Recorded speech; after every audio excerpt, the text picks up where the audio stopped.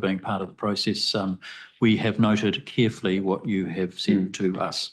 Thank you. Thank you. Thank you very much. Thank you.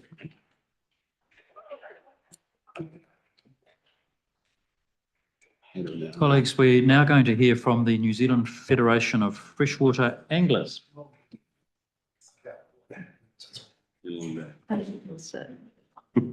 Kia ora. Hello. Now, one of you is Casey.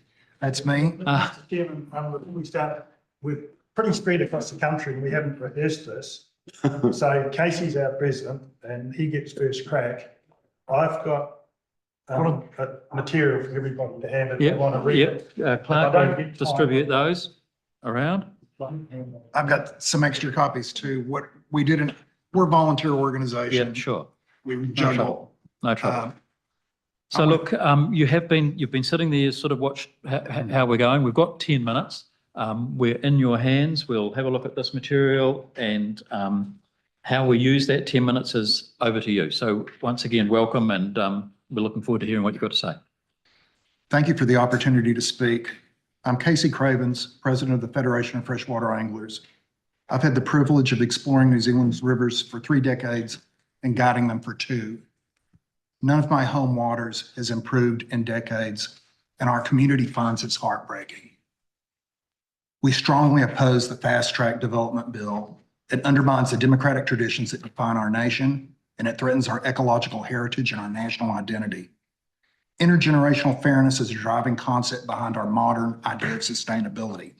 Today's generation doesn't have the right to burn our collective natural heritage before the next generation gets their share. And that's from the Brundtland Commission report in 1988. It is not a new idea. Katiaka Tonga is our local version of this. We object to the bill because it violates that principle. The bill paves the way for decision-making that lacks balance, transparency, and evidence. At the very least, it creates the appearance of insider trading. This bill is a solution in search of a problem. No, red and green tape aren't strangling New Zealand business. The Heritage Foundation and the Wall Street Journal have both called New Zealand one of the most business-friendly countries on earth. Yet Yale ranks New Zealand a miserable 129th out of 180 countries on earth in terms of its biodiversity protection. The bill attacks the rule of law and decades of legal precedent. This is constitutionally radical. This bill has the gall to tell the Environment Court, the High Court, and regional councils that have struggled over their land and water plans that 3 wise men know better. The bill sets up an autocratic process that excludes science and democracy from policy. Natural infrastructure. As anglers and conservationists, what worries us most is the bill's potential to degrade our rivers, lakes, and springs. We'll defend the water conservation orders and the bottom line on nitrates till the bitter end. Recreational anglers and guides regard source water and wilderness as the single most fundamental New Zealand infrastructure. As an ecotourism entrepreneur and a passionate angler, I wonder why this coalition assumes it has the right to undermine my occupation and lifestyle. Why do they get to pick winners and losers in this economy? This policy recalls the centralized planning of Muldoon's Think Big, which was kind of Soviet. The fast track bill will produce an RMA 2.0. We'll demand a tougher one that addresses cumulative effects and local council captured by special interests. This is a theme that keeps coming up. Environmental degradation threatens tourism. Before COVID, tourism was New Zealand's top export earner, generating $40.9 billion to the country. Tourism helps regional economies by directly or indirectly employing over 300,000 Kiwis. That's from Tourism New Zealand. New Zealand is globally known for its pristine landscapes and a supposed commitment to environmental preservation. Our 100% Pure New Zealand brand should be more than merely a slogan. It's a reflection of our values and the promise that we make to the world. However, the proposed bill directly contradicts these values by fast-tracking projects like seabed mining, blue whale habitat, coal mining conservation land, and building once-rejected irrigation schemes when 90% of our lowland rivers are unsafe for skin contact. 90%. Muldoon's dams on the Clutha wiped out a run of king salmon numbering 40,000 in a good year. Canterbury's irrigation projects have reduced runs of 20,000 salmon to less than a tenth of that. Angling tourism studies pegged the economic value of large salmon at $1,900 a fish. That's the economic impact of angling tourism. And that's a 10-year-old figure. Those lost fisheries were potentially worth $114 million a year. And that says nothing about the lifestyle of the locals. National brand is identity. Brand is identity, the story we tell that sets us apart. And there's a strong link between corporate, national, and political branding and the loyalty of customers and voters. Fishing is one of New Zealand's most iconic recreations, and much of the best occurs deep in our conservation estate, a magnificent landscape that inspires 100,000 local, 7,000 international, and 7,000 international freshwater anglers. Another 700,000 New Zealanders and 100,000 visitors fish the sea each year. 1/3 of the country fishes at least occasionally. 1/3. Beyond economics or the cultural influences, we are a nation of explorers and hunter-gatherers. From Maui to Zane Grey, Barry Crump, and Brian Turner, our legends, literature, art, and advertising celebrate our outdoor life. How can we reconcile our national brand with actions that trash the landscape, the land, and the water? Consider the broader implications of how compromising environmental standards hurts our brand. The 2015 Volkswagen emission scandal serves as a stark reminder of how quickly companies can tarnish their own reputations and how this costs money. Their stock price dropped 50% in 3 days, and in the long term, it wiped out $10 billion of their value. The scandal knocked $191 billion off Germany's national brand. This could easily happen to New Zealand if this bill isn't corrected. Regional Development Minister Shane Jones went to Harvard's John F. Kennedy School of Government. He might consider the work of Archun Fong, a leading researcher there, who argues transparent, democratic decision-making is the most enduring, legitimate, and cost-effective way of developing our environmental policy because it avoids lawsuits and convictions.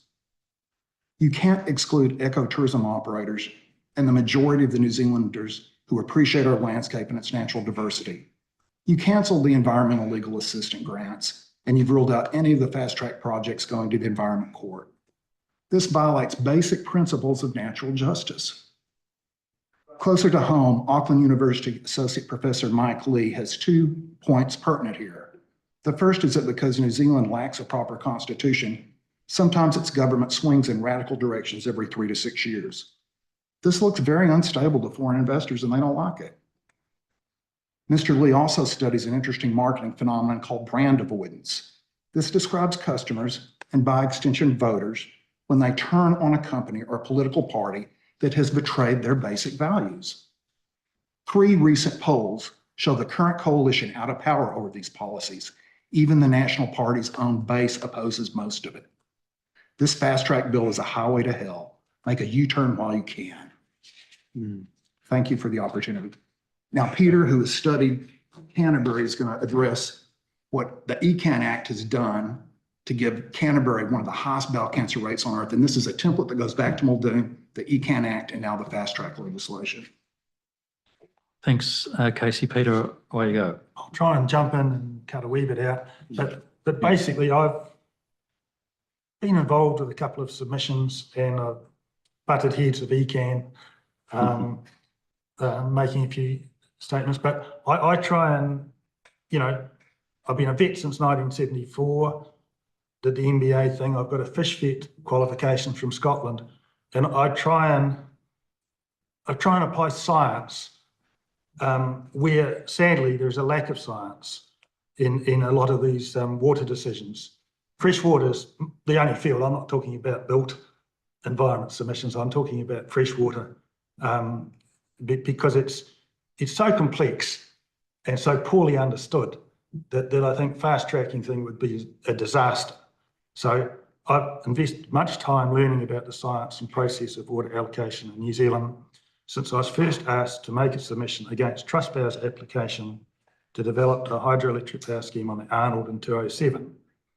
As a lifelong freshwater angler, a veterinary graduate since 1974 with an MBA and postgraduate degree in fish health, I believe I have a suitable academic platform on which to build on to evaluate projects likely to impact on freshwater environments.